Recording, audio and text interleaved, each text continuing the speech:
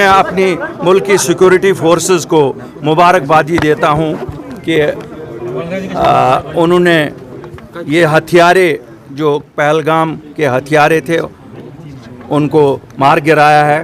لیکن میں ساتھ ہی مبارکبادی دینے کے بعد ہندوستان کے وزیر داخلہ سے گزارش کرتا ہوں کہ 22 اپریل کے بعد اس ثانیے کے بعد ہمارے 2-2.5 ہزار نوجوان جو گرفتار کیے گئے تھے شک کی بنا پہ، اب جب کہ ہتھیاروں کو مار گرایا گیا ہے، ڈھونڈ نکال کے مار گرایا گیا ہے، اب مجھے کوئی جوازیت نہیں لگتی ہے کہ وہ 2-2.5 ہزار جیلوں میں بند رہیں.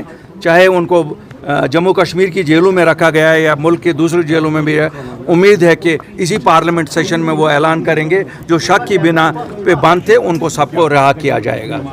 کل جو ہے راہل گاندھی نے 21 آرفنز کو ایڈاپٹ کیا جو اچھی بات ہے، اس میں کوئی بری بات نہیں ہے. انہوں نے جو کل کہا ہے وہ اس میں کوئی بری بات نہیں ہے. یہ تو میں بحیثیت مسلمان کہتا ہوں ہم میں بھی تو یہ بڑا جائز ہے کہ اگر یتیم کو کوئی آرفنز کو کوئی کرے تو یہ بڑی اچھی بات ہے. بخاری صاحب، کشمیر کے جو ایم پیز نے پارلیمنٹ میں سپیچ کی ہے، ہاؤ ڈو یو سی دس؟ دیکھیے میں آپ کو بتاؤں، میں مبارکبادی دینا چاہتا ہوں، چاہے وہ ہماری جماعت سے نہیں ہے، لیکن جس طرح سے انہوں نے لوگوں کے امنگوں کی ترجمانی کی، اگر وہ اسی سچ پہ قائم رہے تو مجھے لگتا ہے لوگ بہتر حالت میں رہیں گے. اور انہوں نے اچھی طرح سے لوگوں کے جذبات کی ترجمانی وہاں کی. بخاری صاحب، جو کپوارہ میں 6 پولیس اہلکاروں کے خلاف سی بی آئی نے بک کیا ہے ان کو، جس میں ایک ڈی ایس پی بھی ہے، ایک پولیس اہلکار کو ایلیجڈلی ٹارچر کیا گیا. تو ایک طرف محبوبہ کہتی ہے کہ سی جی آئیز کی سیکورٹی ہونی چاہیے.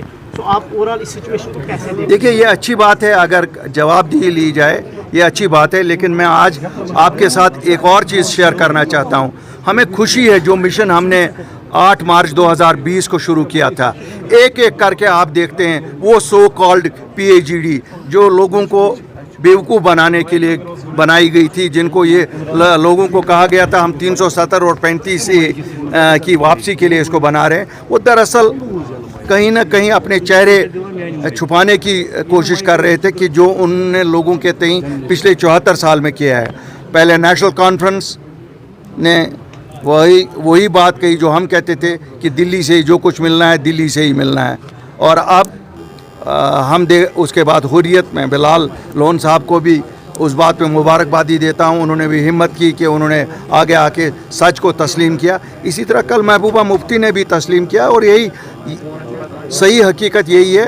کیوں اس سے کچھ نہیں نکلتا جو وہ کہتی تھی ہالو نعرہ جو ان کا تھا کہ میں 100 سال جنگ لڑوں گی. آپ نے دیکھا 100 دن بھی نہیں وہ چلا سکی اس کو. اور میں گورنر صاحب کو بھی مبارکبادی دینا چاہتا ہوں. اس کافی میں کچھ اثر ہے کہ لوگ سچائی دیکھ رہے ہیں. ان لوگوں نے بھی یہ سچائی دیکھی. پنچایت اور اربن لوکل ہونے چاہیں، فوراً سے فوراً ہونے چاہیں، فوراً سے فوراً ہونے چاہیں.